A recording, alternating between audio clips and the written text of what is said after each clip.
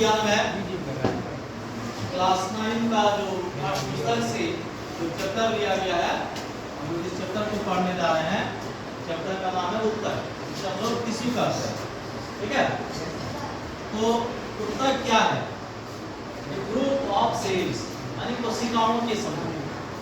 कोशिका हम लोग जानते हैं कि जीवन के संरचनात्मक और क्रियात्मक इकाई को हम लोग कोशिका कहते हैं, है ना।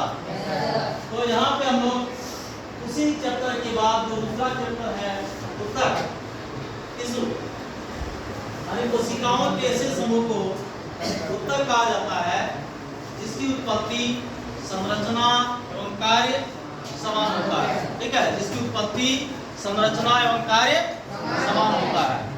क्या कहते हैं उसे? उत्तक कहते हैं। ठीक है, और उत्तक के क्लासिफिकेशन जब करते हैं, वर्गीकरण करते हैं, उसे दो भागों में बांटा गया है, पादप उत्तक और जंतु उत्तक। तो पादप उत्तक क्या है? तो पेड़ पौधों में जो पाए जाने वाले उत्तक होते हैं जिसकी उत्पत्ति, संरचना एवं कार्य समान होते हैं, उसको हम लोग पादप उत्तक कहते हैं। और जंतु उत्तक क्या होता है कि जीव जंतुओं में पाए जाने वाले ऐसे उत्तक यानी कोशिकाओं के समूह जिसकी उत्पत्ति, संरचना एवं कार्य समान होते हैं, उसको बोलते हैं जंतु उत्तक। यानी पादप उत्तक को हम लोग प्लांट टिश्यू कहते हैं और जंतु उत्तक को बोलते हैं। ठीक है, अब जो है आगे हम लोग पादप उत्तक का वर्गीकरण करेंगे। पादप उत्तक जो है मुख्यतः दो प्रकार के होते हैं, द्विजातक उत्तक और अस्थायी उत्तक। द्विजातक उत्तक को हम लोग मेरिस्टेमेटिक टिश्यू कहते हैं और अस्थायी उत्तक को परमानेंट टिश्यू कहते हैं। अब सबसे पहले क्या है द्विजातक उत्तक, किसको बोलते हैं? ये एक मैंने पौधा लिया और इसमें क्या होता है, विभाजन करने की क्षमता, ये पौधा बढ़ते जाएगा, वृद्धि होते जाएगा, है ना। तो विभाजन करने की इसमें क्षमता होती है, उसको हम लोग बोलते हैं विभाज्य उत्तक या द्विजातक उत्तक, मेरिस्टेमेटिक टिश्यू। ठीक है, और परमानेंट टिश्यू मतलब क्या होता है? अस्थायी उत्तक किसको बोलते हैं? इसमें विभाजन करने की क्षमता समाप्त हो जाती है, अनेक पूर्ण पौधा बन जाता है। ठीक है, उसको हम लोग बोलते हैं अस्थायी उत्तक। ठीक है, और द्विजातक उत्तक जो है तीन प्रकार यानी तीन क्लासिफिकेशन किया गया है, शीर्षस्थ, पार्श्व, अंतर्वेशी या अंतर्वेशी। शीर्षस्थ को एपिकल बोलते हैं, पार्श्व को लैटरल बोलते हैं और अंतर्वेशी या अंतर्वेशी को इंटरकैलरी बोलते हैं। ठीक है, अब शीर्षस्थ मतलब क्या हुआ? हम लोग देखते हैं कि पेड़ पौधा जो होता है, ऊपर का जो टॉप किनारा होता है, ठीक है, जो जैसे खजूर हो गया, तार हो गया, साड़ का पेड़ हो गया, बहुत सा पेड़ जैसे लंबाई बढ़ते जाता है ना। तो लंबाई ऊपर वाला जो टॉप किनारा हुआ वो बढ़ते जाता है। ठीक है, यानी उसमें शीर्षस्थ उत्तक है। ठीक है, और पार्श्व उत्तक मतलब क्या? इसकी मोटाई, जब यहाँ अगर मान लो देखते हैं बगीचा में या कई गार्डन में जो है ना, क्या करता माली सब ऊपर वाला किनारा इसको काट दिया, काटने के बाद क्या होगा? धीरे धीरे मोटाई, लंबाई रुक जाएगा वृद्धि, लेकिन मोटाई इसका होने लगेगा, है ना। और जितने भी यानी कि मोटाई जिसमें होता है लेटरल पार्श्व उसको बोलते हैं। देखो देखे होंगे बरगद का पेड़ कितना मोटा होता है ना। पीपल का पेड़ देखो मोटाई कितना होता है, यानी उसमें क्या पार्श्व उत्तक विद्यमान हो जाता है ना। और ये शीर्षस्थ उत्तक धीरे धीरे मतलब वो कम हो जाता है, लेकिन लंबाई में वृद्धि कम होने लगता है ना। अब अंतर्वेशी या अंतर्वेशी किसको बोलेंगे? हम लोग देखते हैं कि कुछ ऐसा चीज होता है जो कि गांठ होने लगता है। गांठ मतलब घास हम लोग देखते हैं, घास को हम लोग देखते हैं काट देते हैं उसको ऊपर से, तो फिर घास हो जाए, है ना। तो जब तक खुरपी से उसका जड़ को नहीं निकालेंगे तब तक वो घास होते रहेगा, है ना, गांठ होता है उसमें। ठीक है, उसी प्रकार तुम्हारा बांस भी एक प्रकार घास की प्रजाति है, बांस भी तुम्हारा घास ही है ना। उसको काट देंगे तो क्या होगा? उसका जड़ से ही निकल जाएगा, दूसरा तैयार हो जाएगा, है ना। तो वो सब क्या है? इसको हम लोग बोलते हैं अंतर्वेशी या अंतर्वेश। ठीक है, दूब घास सब कोई जानता होगा, दूब घास को हम काट देंगे हंसुआ से तो क्या होगा? फिर दूब घास को धीरे धीरे तैयार हो जाएगा, छील देंगे उसको तो भी तैयार हो जाएगा। लेकिन जब खुरपी से उसको जड़ से उखाड़ देंगे, है ना, तो क्या होगा? वो खत्म हो जाएगा। ठीक है,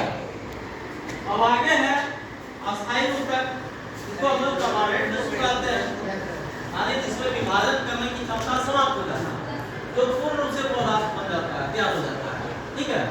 और अस्थायी ऊतक जो होता है दो प्रकार का होता है, सरल अस्थायी ऊतक और जटिल अस्थायी ऊतक।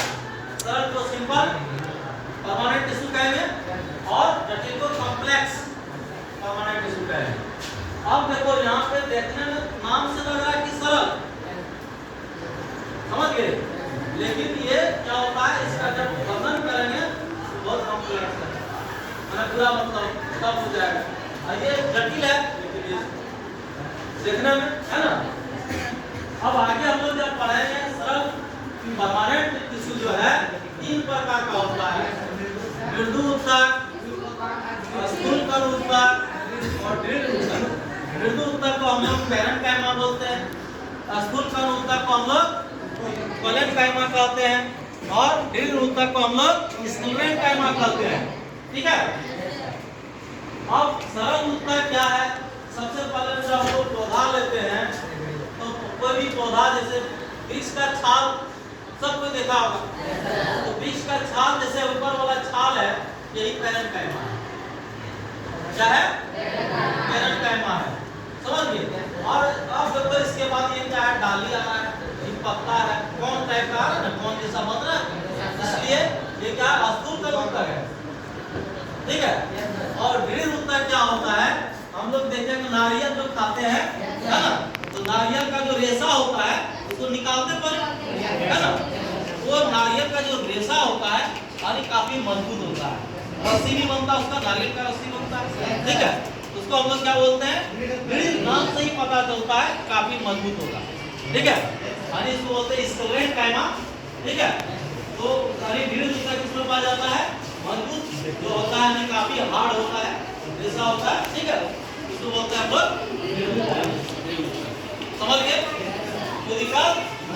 आप देखो पेड़ पौधा में भी हम लोग जिसे देखते हैं कि उसका जब काटने के बाद उसका निर्धारण करते हैं, आयु का निर्धारण करते हैं कि कितना साल का पौधा है, तो उसमें किससे पौधा का निर्धारण करेंगे, उसमें जटिल ऊतक जो होता है उसमें कैम्बियम आता है ना, कैम्बियम देख के कोई रिंग बन जाता है उसमें, ठीक है, बोले जिसको बोलते हैं, उसको देख करके यानी एक रिंग बनता है तो 10 साल इसका मतलब होगा, फिर रिंग बनेगा, फिर 10 साल यानी उसके 10 साल करके इसका निर्धारण करते हैं कि कितना साल का कितना है, ठीक है।